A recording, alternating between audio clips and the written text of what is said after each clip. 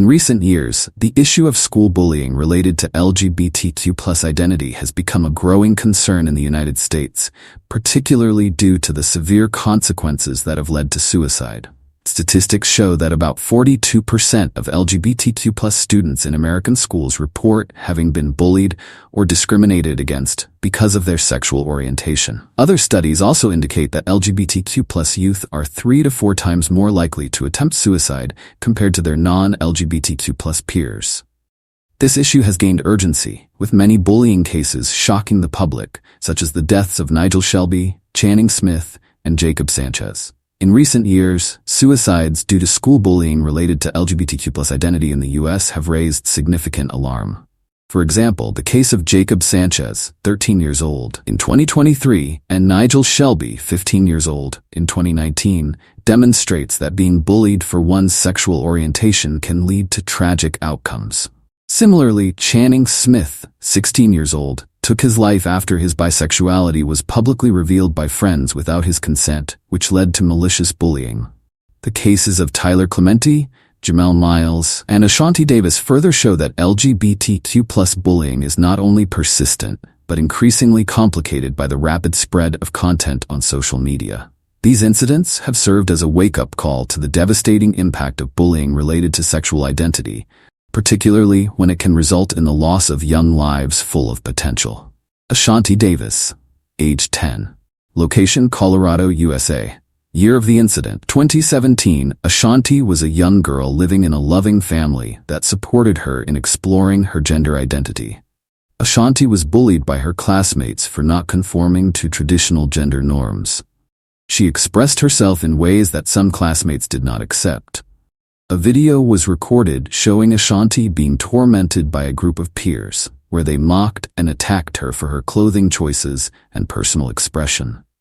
This video quickly spread on social media, making her a target of further ridicule and criticism. Ashanti Davis, a 10-year-old girl, was always brave in expressing herself in ways that felt true to who she was. She didn't hesitate to wear outfits that some classmates considered unusual or inconsistent with traditional gender norms. These choices made Ashanti the target of mockery and bullying from a group of students. They believed that Ashanti's self-expression not only defied social standards, but was also an offense to the values they had been taught. During recess, Ashanti stood with a few friends on the playground. She had chosen a brightly colored t-shirt and baggy shorts, showcasing her unique style. At this moment, a group of classmates led by a boy named Jake approached her. Jake began to taunt Ashanti. "Look at that. You're dressed like a boy." His group of friends burst into laughter and joined in, leaving Ashanti blushing and unsure how to respond. One afternoon during gym class, Ashanti was participating in a group activity. While she happily expressed herself, another student secretly recorded a video of her. The video was later shared on social media with the caption, "Look at how weird Ashanti is acting." The footage showed her dancing and laughing, but it was accompanied by mocking comments from others, adding to the ridicule. This created a wave of online criticism, leaving Ashanti feeling confused and uncomfortable. One day in class, Ashanti sat next to a girl named Lily, whom she considered a close friend. However, when Jake and his group walked into the classroom, they began picking on Ashanti again. "There she goes, sitting with a girl again?" Jake said mockingly. "Aren't you ashamed? Everyone knows you're not normal." The rest of the class laughed, leaving Ashanti humiliated. Lily, despite trying to stand by her, wasn't strong enough to stop the taunting. After the video of Ashanti went viral, she started receiving numerous messages from anonymous social media accounts. Some messages were threatening and mocking, saying things like, "You'll never have friends," or "Don't show your face again, you're too embarrassing." Each message felt like a dagger to her heart. Ashanti felt isolated, with no one truly understanding the pain she was enduring. A devastating outcome. On the last day before Ashanti took her own life, she went to school with a heavy heart. As Ashanti entered the classroom, Jake was waiting. He sneered, "What are you going to wear today? People like you don't belong here." Those words hit Ashanti like a slap in the face. She turned away, unable to hold back her tears. At that moment, all the pain Ashanti had endured overwhelmed her, becoming an unbearable burden. Each time Ashanti faced bullying, she felt more isolated and hurt. The cruelty of her classmates extended beyond mere words, having deep psychological and emotional effects. These traumatic experiences, combined with a lack of support from those around her, ultimately led to Ashanti's tragic decision. Her case is not just a story of bullying, but also a stark reminder of the importance of empathy and mutual support within communities. The case of Jamel Miles. Jamel Miles, aged 9 years old, location Denver, Colorado, USA. Date 2018. Jamel lived in a loving family and had a close relationship with his mother, Leah Pierce, who always encouraged him to be himself and take pride in who he was. Summer of 2018. Jamel confidently told his mother that he was gay. He expressed relief at being able to be his true self and looked forward to coming out to his friends when the new school year began. Jamel's mother fully supported his decision and encouraged him to embrace who he was. Jamel was excited to share his identity with his friends, believing it would allow him to live more openly. The first day after coming out, August 20th, 2018. On the first day of school, Jamel arrived with joy and excitement, confident that his friends would support him after coming out as gay. When he entered the classroom, he shared his pride with a close group of friends. However, instead of receiving empathy or support, Jamel was met with skeptical looks and mocking remarks. One of his old friends laughed, teasing, "Are you serious? A boy wanting to be a girl?" Jamel was shocked and felt alienated. Despite trying to explain and ask for respect, his friends only laughed harder, continuing to mock him. This teasing was the first sign of the bullying Jamel would face in the coming days. The playground incident. August 21st, 2018. During recess on the second day of school, Jamel tried to avoid the teasing and simply play with other classmates. However, word of Jamel being gay spread quickly throughout the school. While Jamel was playing on the soccer field, a group of students approached him. One of them shoved Jamel and said, "Boys who want to be girls can't play with us." Other students joined in, calling him names like freak and mistake. Though Jamel tried to stay calm and ignore them, he couldn't escape the feelings of isolation. After being pushed to the ground, Jamel quietly walked off the field with tears in his eyes. The threat in the hallway. August 22nd, 2018. On his way back to class on the third day, Jamel overheard a group of kids by his locker talking about him. One of them said, "I heard he's one of those people from the third world. Why does our school even have someone like that?"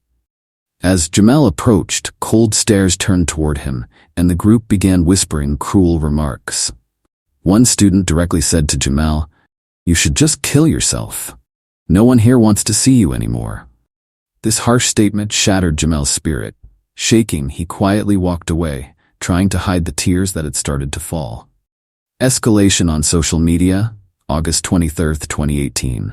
After a long day of bullying, Jamel returned home and checked his phone. Instead of finding comfort, he saw that his classmates had begun attacking him on social media.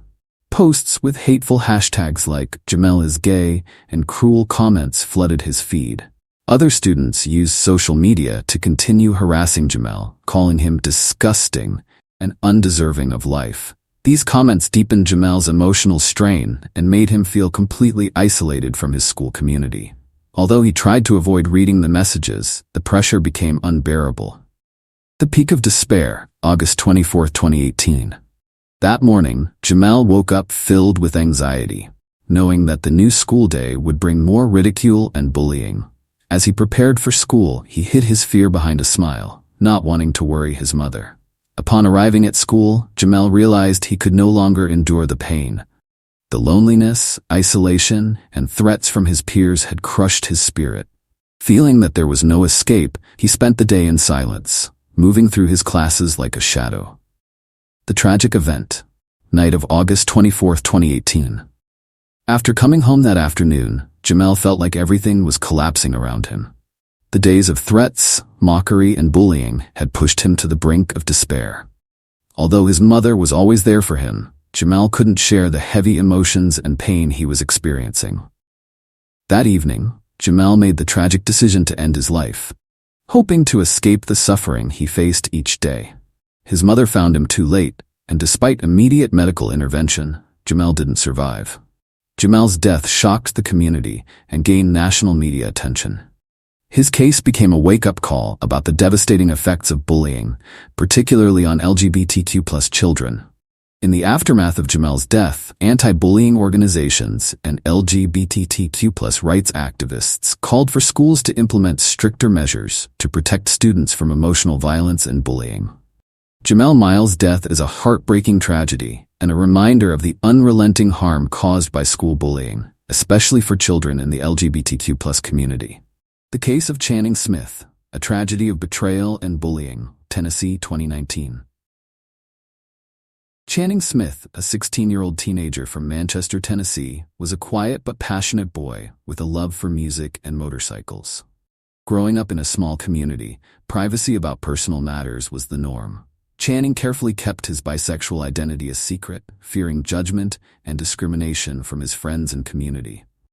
Throughout high school, Channing worried that coming out as bisexual would lead to rejection, so he only shared this part of himself with a few trusted friends through private messages, confident that his secret would stay safe. Everything changed when one of Channing's friends, whom he trusted, decided to expose his secret.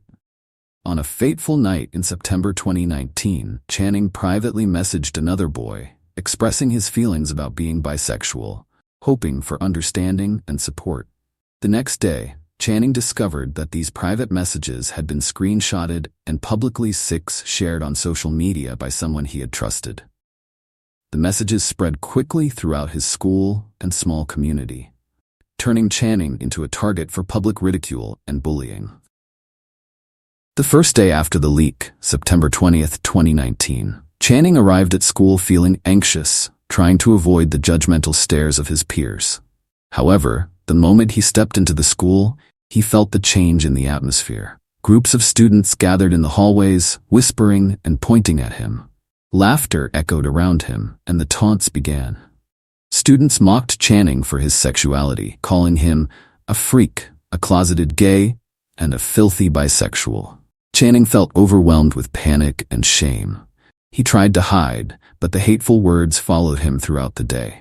The peak of cyberbullying, September 20 to 21st, 2019. After returning home that day, Channing checked his phone and found that his private messages had been widely circulated on social media platforms like Instagram and Snapchat. Other classmates continued to share posts with malicious comments, targeting and criticizing his sexuality. Not only did the students share his private messages, but they also tagged Channing in posts, mocking him for his sexuality and threatening to expose more of his secrets if he didn't withdraw from social media. Channing was overwhelmed by criticism and humiliation from both friends and strangers. Emotional breakdown, night of September 21st, 2019. After a long day of enduring humiliation and bullying, Channing felt desperate with no escape. He couldn't share this pain with anyone, feeling like the entire world had turned its back on him. His mental state fell into complete exhaustion. Before making his heartbreaking decision, Channing had one last phone call with a friend. During the conversation, he expressed that he no longer felt any self-worth and couldn't handle the humiliation any longer. His friend didn't realize the severity of the situation, offering only brief comfort, unaware that this would be Channing's final words. The tragedy. On the night of September 22, 2019, after enduring relentless humiliation and bullying over the past 2 days, Channing decided to end his life. His family discovered him in a critical condition, but it was too late to save him. Channing's death sent shockwaves through his family, friends, and the community. Channing's family was devastated and heartbroken by his loss. They had no idea he was facing such brutal bullying. In subsequent interviews, Channing's father, David Smith, spoke out about the family's grief and condemned the act of sharing personal information without consent. The Smith family became advocates for raising awareness about bullying in schools and on social media. They hoped that Channing's story would serve as a lesson to protect LGBTQ+ youth from discrimination and harassment. Bullying has long been an issue in society, but for the LGBTQ+ community, especially teenagers, it poses an especially severe threat. The heartbreaking stories of Channing Smith, Tennessee 2019, Jamel Miles, Colorado 2018, and Nigel Shelby, Alabama 2019, are just a small part of the tragedies that LGBTQ+ victims face.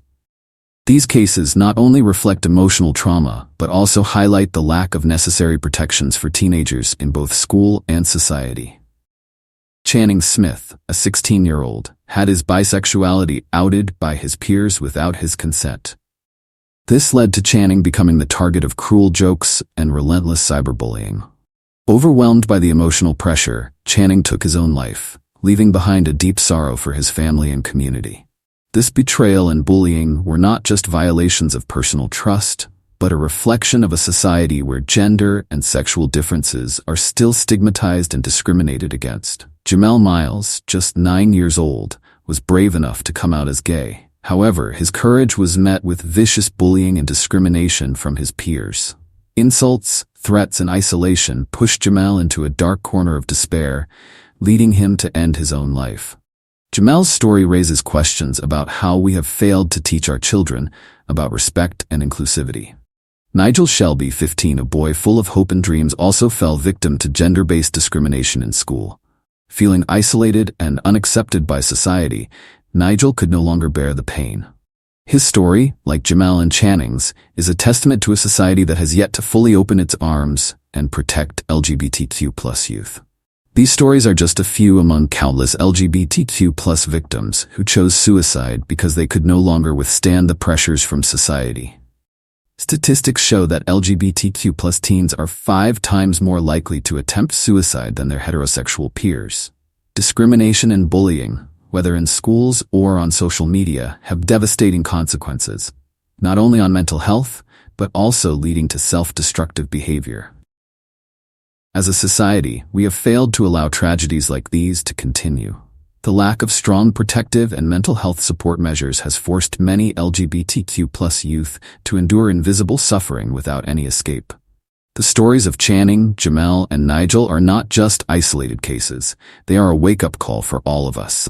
Bullying of LGBTQ+ youth is not merely an issue affecting a few individuals or schools. It is a serious social problem that demands urgent action from us all. Schools need to implement stricter protective policies, educate students about the importance of respecting gender diversity, and foster empathy. Communities must raise awareness of differences and put an end to stigmatization. Parents, teachers, and those around young people have a significant responsibility in preventing bullying and providing emotional support. Instead of allowing careless jokes to become weapons of harm, we need to create an environment where everyone, regardless of their gender, feels safe and accepted. The suicides of Channing, Jamel, Nigel, and many other LGBTQ+ youth serve as heartbreaking reminders that every word and every action can have a profound impact on someone else's life. To prevent similar tragedies, we must take action now, not only by enacting legal measures, but also by changing the attitudes and mindsets of society as a whole. Only when we truly protect and respect differences can we hope for a future where no youth has to endure stigma and bullying simply because of their gender identity.